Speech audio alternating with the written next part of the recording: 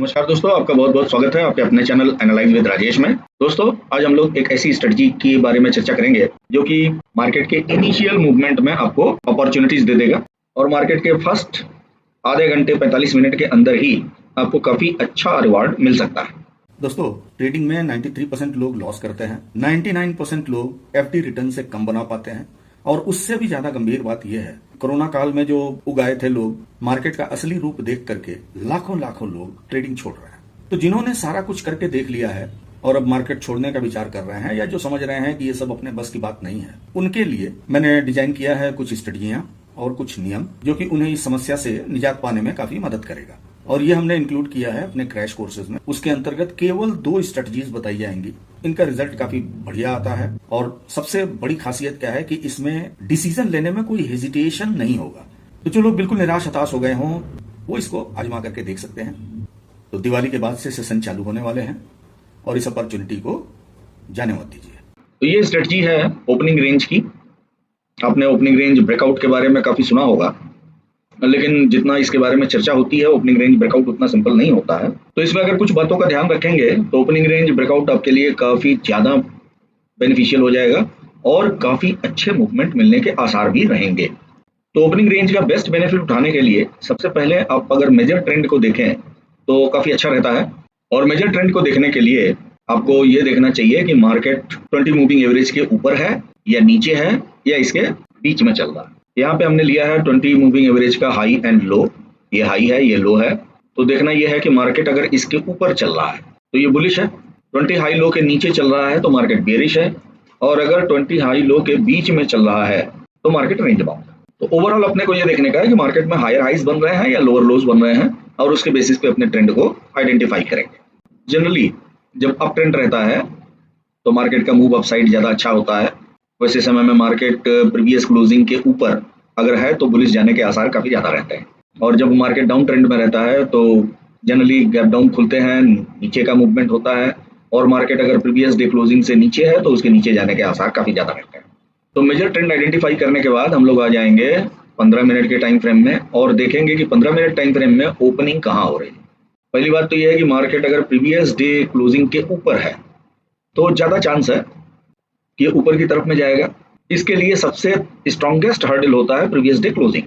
अगर मार्केट पहली कैंडल को बीट करके नीचे आ रहा है तो इसका सपोर्ट जो है ये प्रीवियस डे क्लोजिंग के पास में होने का चांस काफी ज्यादा है। बहुत बार ऐसा हुआ है कि मार्केट पहली कैंडल से नीचे आया है और प्रीवियस डे क्लोजिंग को टच करके उसके बाद वापस ऊपर चला गया। उदाहरण के लिए इन जगहों पे देख सकते हैं मार्केट गैप फिल किया, गैप फिल करके प्रीवियस डे क्लोजिंग से ऊपर गया। इस जगह पे भी देख सकते हैं प्रीवियस डे क्लोजिंग ये है, मार्केट ऊपर से नीचे आया, प्रीवियस डे क्लोजिंग का सपोर्ट लिया और ऊपर चला गया। तो इट हैपेंस क्वाइट फ्रिक्वेंटली। अब मार्केट अगर इनिशियल अप ट्रेंड में है तो जनरली गैप फिल नहीं होते हैं और मार्केट जो है गैप अप ओपन होकर के ऊपर की तरफ में भागता है। लेकिन लेटर स्टेज में अगर मोमेंटम काफी समय से परसिस्ट कर रहा है तो ऐसे समय में मार्केट जनरली गैप फिल करने की कोशिश करता है और उसी तरह से बेयरिश ट्रेड में भी है। तो अब अगर मान लीजिए प्रीवियस डे क्लोजिंग से मार्केट काफी गैप अप खुलता है, ऊपर खुलता है, और यहां से कैंडल नीचे आना शुरू होती है तो इसका मूवमेंट प्रीवियस डे क्लोजिंग तक हो सकता है। और अगर ये लेवल ब्रेक हो जाता है तो फिर मार्केट में अच्छा खासा फॉल दिखाई दे सकता है। फॉर एग्जांपल आप यहाँ पे देख सकते हैं मार्केट गैप अप खुला, पहली कैंडल स्ट्रॉन्ग बेरिश बनी और प्रीवियस डे क्लोजिंग ब्रेक हो गया। ब्रेक होने के बाद ये बढ़िया मूवमेंट डाउन साइड में मिल गया 15 मिनट की कैंडल में। तो 15 मिनट की कैंडल का फंक्शन यही है कि आपको ओपनिंग रेंज कैंडल का ब्रेकआउट किधर हो रहा है उसके बारे में इंफॉर्मेशन दे दे। Once it is done, 15 minute का काम खत्म हो गया। Now you can shift to lower time frame like 5 minutes also. उसी तरह से अगर प्राइस गैप डाउन खुलता है तो जब तक ये प्रीवियस डे क्लोजिंग को क्रॉस करके ऊपर नहीं जाता इसको बुलिश नहीं समझना चाहिए। अगर ओपनिंग कैंडल को 15 मिनट की क्रॉस करके ये ऊपर की तरफ बढ़ता है तो most probably previous day closing इसके लिए रेजिस्टेंस होगी। अब रेजिस्टेंस को अगर ब्रेक कर लेता है तो फिर ये काफी अच्छा खासा मूव दे सकता है। प्रीवियस डे की क्लोजिंग इसके लिए सपोर्ट होगी। अब उसको अगर क्रॉस करता है तो अच्छा खासा डाउनवर्ड मूवमेंट ये दे सकता है।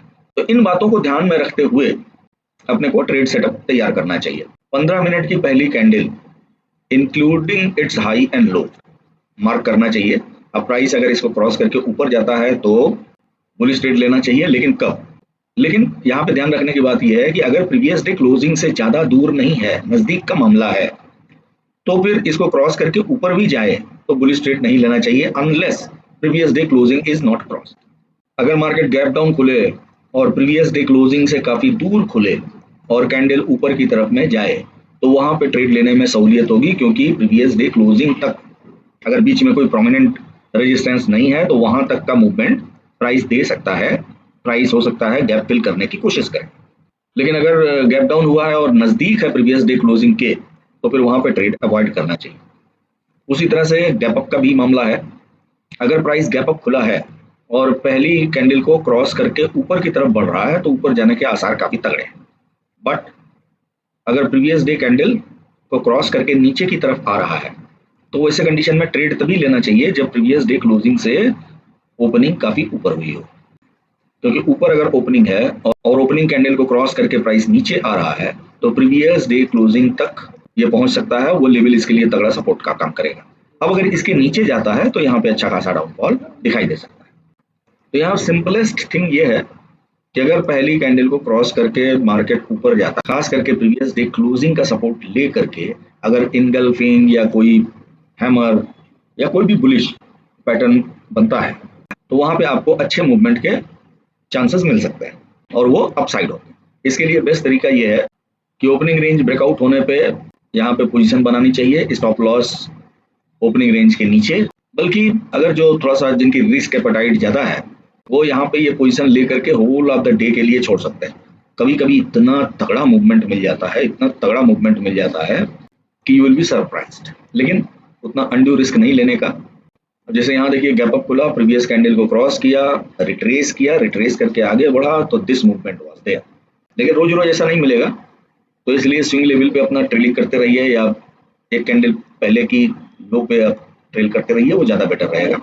लेकिन इस बात का ख्याल रखिएगा कि मार्केट प्रीवियस डे क्लोजिंग से ऊपर है या नीचे है। अगर प्रीवियस डे क्लोजिंग के ऊपर है तो उसके बुलिश जाने के आसार काफी स्ट्रॉन्गर रहते हैं unless it is not breaking previous day closing. तो ये कंडीशन तब होती है जब मार्केट ट्रेंडी हो और जब मार्केट 20 मूविंग एवरेज के हाई लो के बीच में रहे आवरली टाइम फ्रेम में। उदाहरण के लिए ये सब जो सिचुएशन है, ऐसे समय में आपको ज्यादा मूवमेंट मिलने के आसार नहीं रहते हैं। वहां पे शॉर्टर टाइम फ्रेम की स्कैल्पिंग की जा सकती है, लेकिन ऐसे समय में आपको कोई भी अनड्यू रिस्क लेने की जरूरत नहीं। If you are taking entry on any speculation basis तो आपको लॉट भी छोटे रखने चाहिए और टारगेट भी छोटे रखने चाहिए और एसएल भी टाइट रखना चाहिए, क्योंकि मार्केट किसी भी डायरेक्शन में जाकर के जब चॉपी रहता है तो आपके एसएल को हिट कर सकता है।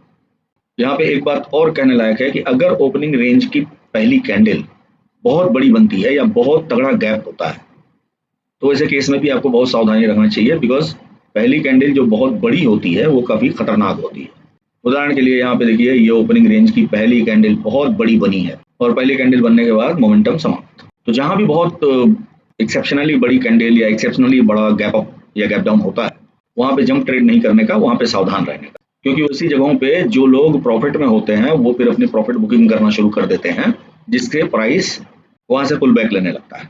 जरूरी नहीं है कि हर बार हो, लेकिन ऐसा होने के चांसेस रहते हैं। तो अगर इन बातों का ख्याल रखिएगा तो मार्केट खुलने के शुरुआती दौर में ही आप जो है मार्केट से काफी बेनिफिट उठा सकते हैं। तो आई होप वीडियो आपको अच्छा लगा होगा। अगर अच्छा लगा तो लाइक कीजिए, दोस्तों में शेयर कीजिए और चैनल आपने सब्सक्राइब नहीं किया तो प्लीज सब्सक्राइब भी कीजिए। मिलते हैं फिर नेक्स्ट वीडियो में, तब तक के लिए नमस्कार, जय हिंद, जय भारत।